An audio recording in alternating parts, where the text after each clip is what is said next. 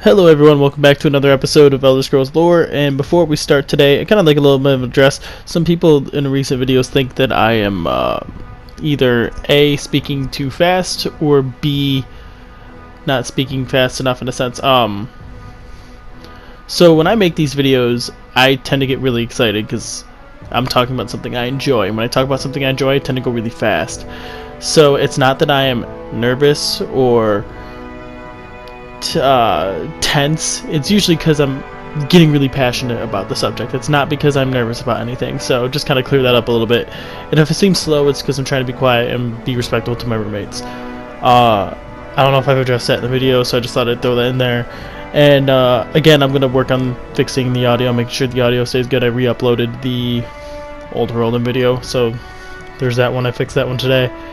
So that being said, I hope you guys enjoy. Please like and subscribe if you guys enjoy. Today we're going to be talking about the Throat of the World, and I'd like to thank Ares for allowing me to use his music. Just before we start, So, the Snow Tower, aka the Throat of the World, is an enormous mountain located in the region of Whiterun Hold in Skyrim. It is the highest peak of Tamriel, and it rivals the likes of structures like with the Red Mountain. I say structures, I don't know, because I really don't know what else to say when it comes to that, because Red Mountain is a mountain. It's not, it's natural, it's formation, that's a better word. Now, the mountain is situated on the eastern edge of the Hold, but is only accessible through the Rift.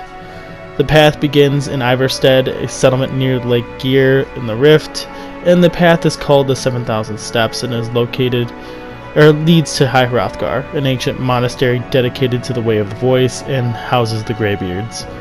So very few have actually traveled to the top due to the harsh weather. Only a few adventurers and locals have traveled to really feed the Greybeards, because they do travel to get food, and you can do that as the Dragonborn in the Elder Scrolls V. There's a path to the summit as well, but it's typically inaccessible due to the harsh snowstorms. Legend has it that there is a time wound on the summit that's been there since the Dragon War, and we do know that's true because we're able to use it to go back and learn Dragonrend. So there's that too. Now, during the Merethic era, the Nords of Skyrim thought the sky exhaled from the mountain and created the modern day humans. So this legend has led the Nords to believe that Skyrim was actually the original home, not Atmora, which is something I didn't know.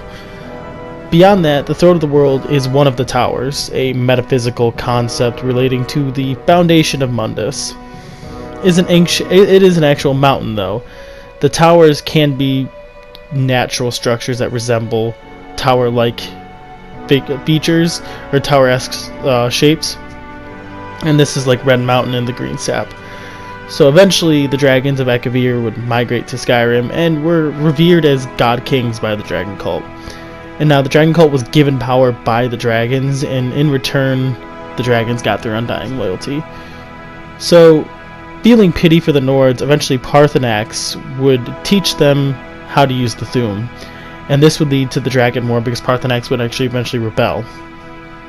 So, at the war's climax, Feldir the Old, Gormlaith Goldenhilt, and Hakon One-Eyed traveled to the summit of the Snow Tower, and it was here the three would face Alduin.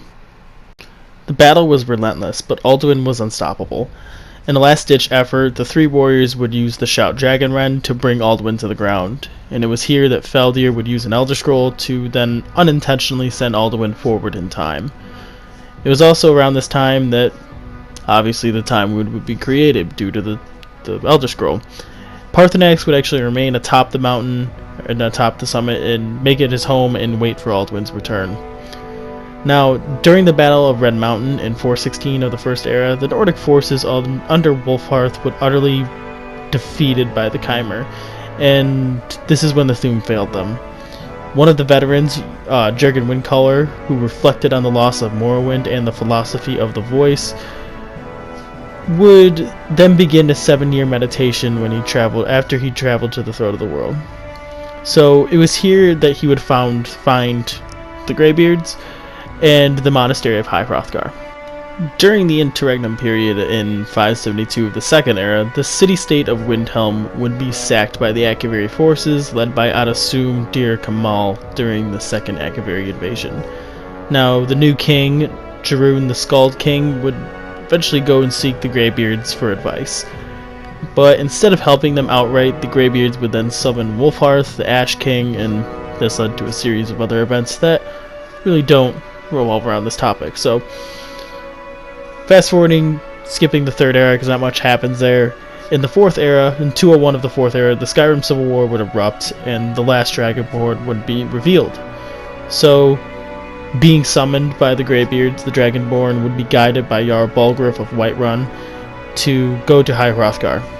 And this is where they would train and eventually lead him to meet Paarthurnax, and Paarthurnax would eventually lead him to find the Elder Scroll to travel back in time, or they're in Dragonrend, and a duel would face off against Alduin, and that would be as far as we know. So I hope you guys enjoyed this video. I hope you guys consider liking and subscribing if you enjoyed this video. If you have any suggestions, please let me know in the comments below.